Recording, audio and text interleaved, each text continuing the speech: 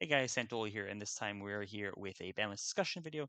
Talking about what cards need to get hit going into JUHU format. I expect this Banlist to be sometime in August after Euros, and how to deal with the power level of the game right now with all these decks that came out in December, being very very strong, and knock them down a bit so we can try out the new Justice Hunter decks. So we're going to start with talking about the engines first, so the decks, and then go to some of the one-off cards afterwards. So we're going to start with talking about the Razor cards and how to hit this engine if we need to at all.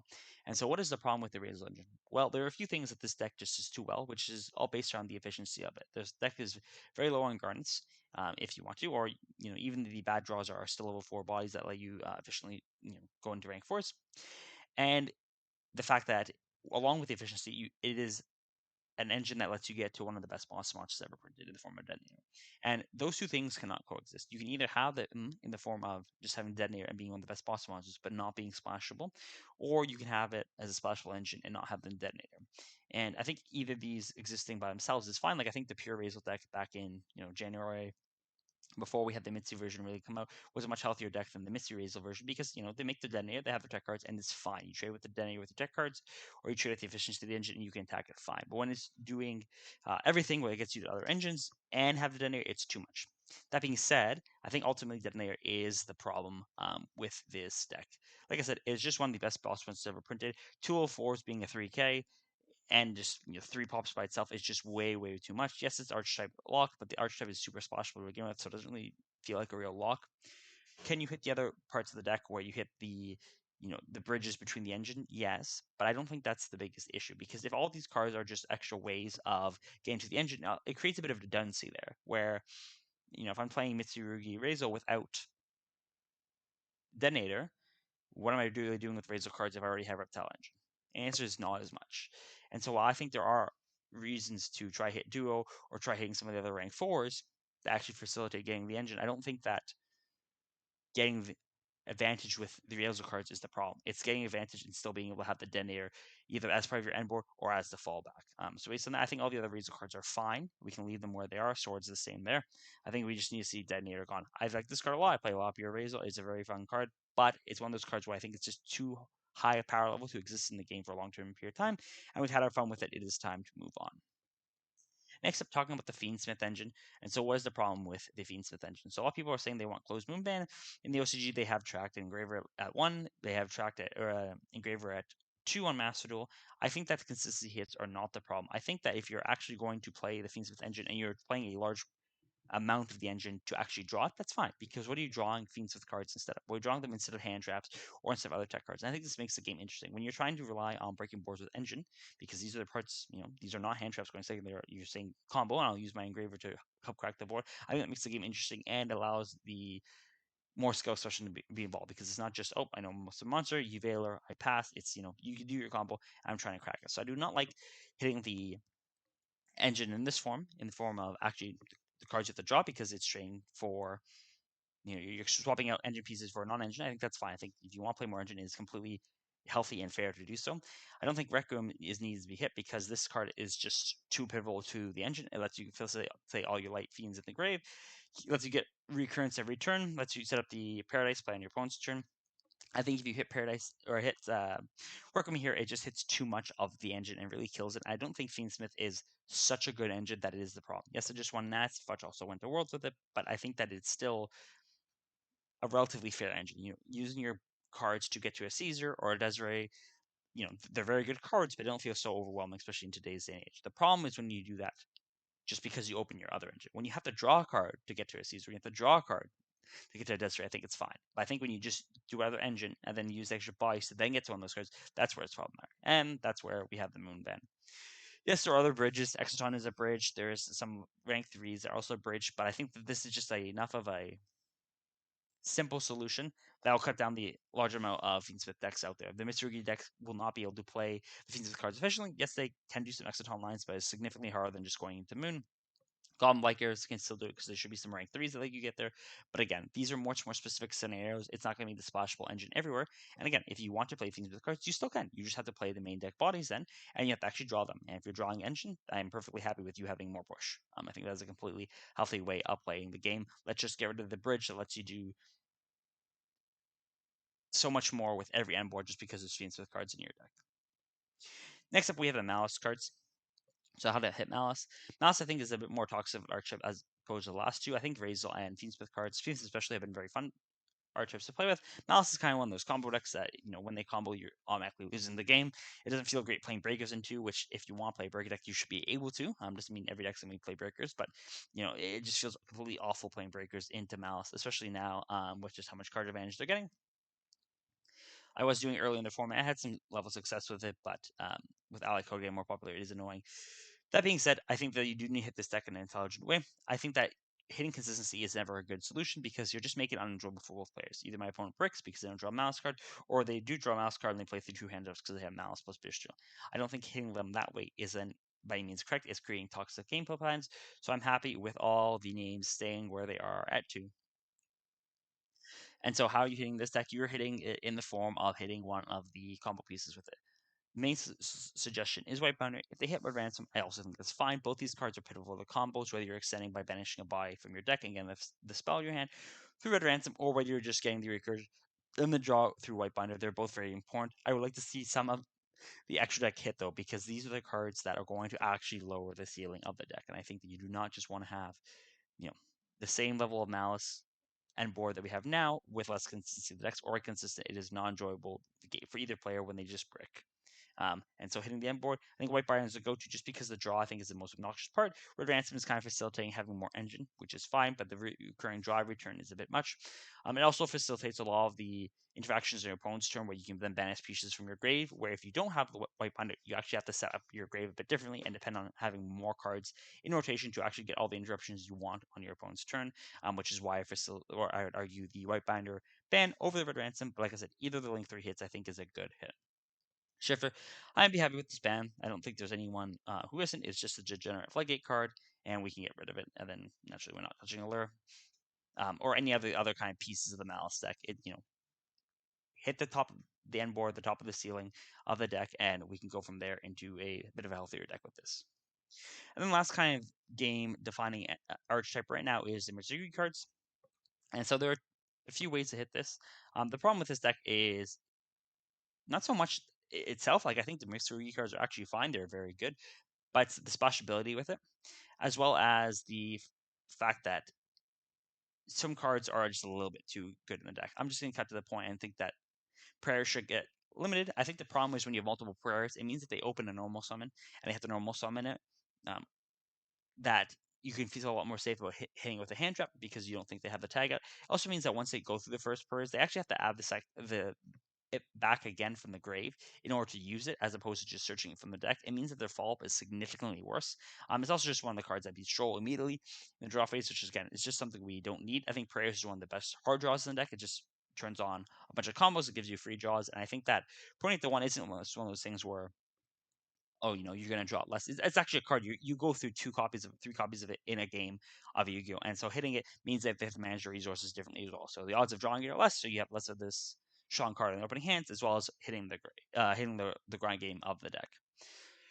Uppercut, you can stay unlimited. I don't think this deck is super toxic to the point where we need to kill it. I think limiting the prayers, even summon limiting, is going to lower the ceiling of the deck, especially if you have some of the other hits, like the Detonator, like the Closed Moon, where you're playing pure Mitsurugi. I'm fine with pure Mitsurugi existing in the metagame going forward. I think it's, the power level of the deck is good. It's high, but it's not so high that it makes me completely hate playing against it. King of Feral Imps. Well, I said these last two things, that, like I said before, I want to have less of these meshed engines together where you're just playing good stuff that deck. And we're getting rid of the Chaos and give the Feral Imps because of that. Yes, the Razor card still got this card, and even without Detonator, I think that these cards would not be as problematic, but it's just easier to get rid of all these bridges between engine. If you want to play the game, you should have to draw cards to that engine to play. Yes, there are some exceptions where maybe decks almost perfectly bridge into each other. When you're playing two decks that each can be an end board by themselves, and you just have a bridge between them, it becomes very frustrating because it becomes very hard to go seconds into these decks. King of the Feral Imps is a bridge between the Razors as well as Dodos. If the Razors get hit, maybe play something else with it between different engines and the Mitsurugi engine. And while I'm fine with them playing Mitsurugi cards and playing a Mitsurugi deck, I do not want them to start with some other cards and be able to get to the Mitsurugi cards. I think generic searches like this are a problem, and I don't think this card needs to be around. So now going through some generic cards in the game about what may or may not be toxic. I think Dryden we can bring back. We had Detonator for how many formats? Dryden is like a lizard compared to this dragon up here. We can bring this back. It'll be perfectly fine. Flame Banshee is another facilitator of just meshing our ships together. Yes, it is mainly just used to switch flag into Protoss, and the question is, well, should we just ban Protoss? And the answer is, I don't think so, because again, the only problem is when you are able to get through to Protoss through your engine, where any 2 level 4s get you to flag, which gets you to Protoss, it becomes very problematic because now you're dropping this degenerate card just so much more consistently. If you're actually siding 1 Protoss or 3 Protoss and using that as a breaker, I guess Protoss at once, you can't be siding through it, but you're just hard drawing it, I think it's fine because we have had the other Nemesis card, Elskitos. Elskitos? That's the Christian card. Whatever the one is, the one for types, for a long time, and it has not been doing anything because people don't want to side it. The Protoss is, similar in the sense that they can both get gone off flag, but I think my point with this is that we had these cards just work as standalone cards for how many formats they've been around. They could have always been side as the breaker. They haven't been, maybe a little bit, very, very small amount. But people having to play cards they hard draw and use all the other interruptions in their hand, use their engine, actually push so they get to the point where they drop this card to hopefully stabilize the board. I think this is a fine place out. It's when they're using their engine and their last push with engine is just getting them to a degenerate floodgate. I think that's the problem, which is why I want flag band over Protoss. I don't think you'll see much play if we do not have the searchability of it through the Flame Banshee. And the rare times it does, I don't think it will be overly a problem. Deep Barrier is another floodgate that just flip it and the game can end against a lot of decks. I do not see Konami banning this. This has not been played a super large amount this format. When it has, it's been pretty poor because you can still just play hand trap wars while your opponent flipping the turn skip and lose the game. That being said, I would like to see this card gone. It's one of my most hated cards. I dislike floodgates like this. We all dislike floodgates like this. There's no reason for this to be around.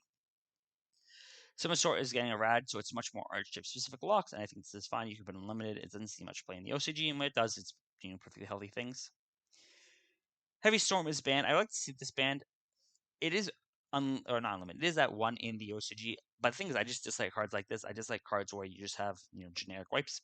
Duster is a very good card. I don't hate these cards. If Heavy Storm comes back, am I going to lose sleep about this? No, I think it's fine. It's not the end of the world if this card comes back.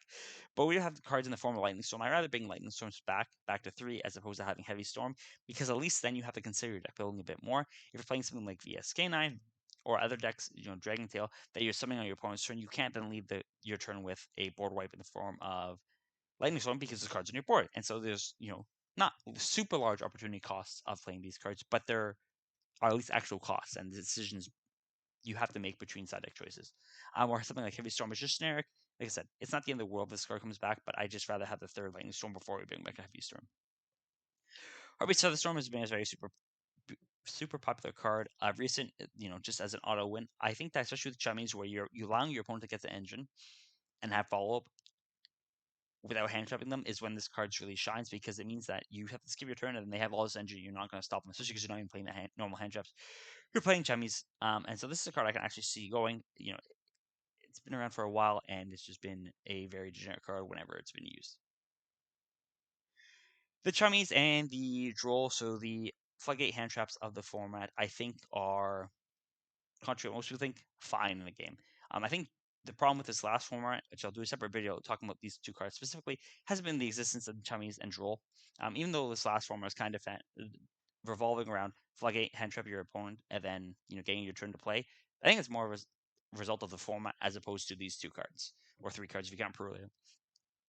If you think back to the last format in the Chummy Wars or the Hand Trap Wars with Droll and the Floodgate Hand Trap Wars, I don't think the format would have been better if we didn't have these cards. Like, I don't think Mitsurugi Razor would have been much more manageable if we didn't have the Chummies and Droll and just had to play normal hand traps. Like, the problem was with the engines being too good into fair hand traps. If you have a lower power level, which I don't mean we have to go back to GOAT format, but even if you look back, a few months back to Razor Mouse, we didn't need the Chummies to function. I played Weiss Rolando. I was first at the Swiss 12-0 with no Chummies, no Droll on my list, because I was just playing normal cards and the power of the game was low enough that I could just play normal cards, hand traps, breakers, whatever, and still have success. I think these are needed for the degenerate decks of the format, and if they are really popular and degenerate in the format, I think it's more a result of the decks being degenerate as opposed to these cards. So I'm happy with both them being here. I think both these cards are overrated as well. People always pretend that you need every single one of them in every deck. Droll comes up every format. a lot of times when it's not good, yes, it was good this format. But a lot of formats like cash format where people are like, oh yeah, Droll's insane, it's ruining the format when the card shouldn't be your deck. It's just a bad card. So both these cards are overrated. There are other good options, and when they're not overrated, they're actually very good. I think it's more of a problem with the rest of the format than these cards. Paradise Slashes, this is 3 level 5s, basically a turn skip, I think like 93% of the time. It's a floodgate, it's a generic card. I think next format is looking to be very good. Please, Konami, please, please, please get rid of this card early on so we don't have to deal with this. I don't think it will completely warp the format because when you can go into it, it's still a little bit specific, but I'd rather just not deal with it at all. I played in my Nats list, I only made it once. There's like turn 7 as well, which is like super specific game state. But again, we just don't need cards like this in the game. We can get rid of them and just play normal games of Yu-Gi-Oh! And have fun. Javar's not doing much at 2. It is topping a little bit. It's seeing some play, but I'm perfectly fine with giving that deck a little bit more edge there. X Code is another card that I have hated for a long, long time. I think cards should fail a roll when you're summoning them. And the role should either be, well, I guess one of the rules should be at least either you're going for a game shot or you're going to clear the board. I think that if you have a card like Borosor where it just pushes for such a large amount of damage, it's fine because it doesn't actually clear the board. You have to clear the board and then have that. Or if you have cards that are game shot or good for clearing the board, something like Exoton, I think there's obviously the drawback of that. Then, or Zeus, those cards are healthy because if I'm resolving one of those cards, my opponent is getting a turn. So I think those cards are super healthy. Access Code, I do not think is that. It just is too much. It's too easy to slam this down, clear the rest of the boys, and just go for game shots. Breaking boards is good. Going for kill shots and cool kill shots is good, but this card's just doing too much at once. I really want this card to be banned. I do not think it will get banned, but it's just one of those cards I've hated for a long time. You know, I like the game when you have the ability to crack a board, set up your own board and then pass it back to the opponent with another get a crack back. You have interaction, and Access Code is just doing too much at pushing, going second. And it's too easy at what it does. You just summon it. It's clearing the board by itself. I don't like it. Let's get rid of it. So next up is Call By and Crossout. So Crossout's a card I've hated, not in the sense of I thought it was too good, but I think this card is just bad for a long time because you could just have creative deck building and then you get punished. It rewards opponents for creative deck building. The thing is with this card is that people will still play it, and it's one of those cards where even if I don't think it's good in all formats, it still can be a sacky card. Where sometimes, yeah, it won't do anything because I draw all my breakers when you have crossover hand drops. But sometimes it just, I have to play a hand drop version like this format where you have to play a Chummies, you have to play Joel, you can't be creative, and then draw crossout, and it's just a non-game. I think the point of hand traps is that you want to be able to trade with your opponent. That's where interaction comes from. Most engines, if you let them play freely, they're going to have an unbreakable board, and you need your non-engine to stop that. And so when Call By and Crossout are just invalidating that, you're just creating so many more non-games. I don't really understand the purpose of it either. It's not interesting. I don't think anyone likes these cards. When you're getting chummied, I think that's now putting you in a position where you have to decide and what to do and how to play your turn, how much to push, how good is your non-engine in that scenario. Yes, these cards can be good at getting rid of some degenerate game states where you just get drolled and you just lose the game on the spot. But I think that's, again, stemming from a more problem of these guys, which is then stemming to a problem back with the format just being naturally bad because the power level is too high, as opposed to these cards being healthy in that respect. I was thinking that all the times you're just hitting fair hand traps. Like when you cross out an Ash Blossom, it's completely valid. Like the Ash Blossom is not a generic card. You try and trade 1 for 1, and your opponent's like, nope, I'm just gonna go +8. No, I don't like these cards. Get rid of them. Do I think they're gonna get banned? No, I don't. I think these Konami tries to avoid banning cards. They want to keep them at 1 where possible. But I think that both these cards are super toxic, and we can get rid of them. Talents is not on the list, but I'm fine with Talents at 1 because you're not invalidating the opponent's card that's played. You're creating a different scenario afterwards. And even Talents going first, yes, the hand look is very annoying. The draw 2 is whatever. That's fine. The desires, that situation of desires I don't have an issue with. The hand look is very annoying. It can steal games, but I think Talents is at least enough of an interesting card going second where it really shines, and thrusting the Talents is a super fun game state where you're actually trying to crack boards. I will allow that card to be there. But these cards, 99% of the time, they're being used to generate stuff. Get rid of them. Brand Fusion. We have 2 Brand Fusion on Master Rule, I believe. Brand deck was doing a little bit of stuff before Mouse. I think Brand's getting to the point where you really can just give it more back, and it won't have a super large amount of success. It did have some success at the national level of this format, so it's not like the deck's completely dead, but I'm more happy than giving them a little bit more, especially considering a lot of Branded decks are 60 right now. The consistency buff will not be the end of the world. Second Slate is a card that's been on the list for a while. It's at 3 Master Duel as well, and I actually saw it play in the Mermail deck. I believe I also saw it play in the TCG a little bit through the Mermail deck, and I think decks like this are just super cool when you're not playing any back row all monster decks. I do not think that a Draw 2 plus the place back one is just so overwhelming that it's just gonna break the game. There'll be very niche decks that actually can play this, that can play without their spell and traps, and I'm fine with those decks having a little bit more of a buff. Maxi, yes, I think these cards are balanced enough in the form of Chummies and Drolls. I'm not gonna spend too much time talking about Maxi. This card is not one of them. It just does too much. These cards both have counterplay, and you're just happy playing normal hand trap wars with them because you can make your half board on their Chummies and the Droll and have your own tech cards. Making half boards in Maxi is nearly impossible. It just does too much. Let's get rid of it, or not get rid of it. Let's keep it gone. Masterpiece was doing nothing. We bring this back up to 3, and Electromite is a card that is pretty degenerate still, and I'm gonna keep this at realistic ban. This card is legal in Master Duel, and there are always you play against these people who just play pendulum combos. You lose the die roll them. They have like 5 non-engine. You can check their deck after the match. You can tell that they have 5 non-engine. They win the die roll. Electromite just facilitates generate stuff. You just get FDK'd. These decks are toxic. Yes, I understand there's pendulum players out there that want to be able to play their decks, but I do not like the toxicity and just the pendulum piles that we had in Master Duel. I experienced it too much. This card can stay gone. So overall, this is the ban list that the direction I would like to go for the August 2025 ban list. Let me know your comments, whether you agree with it, whether you disagree, and make sure to like and subscribe for more content going forward.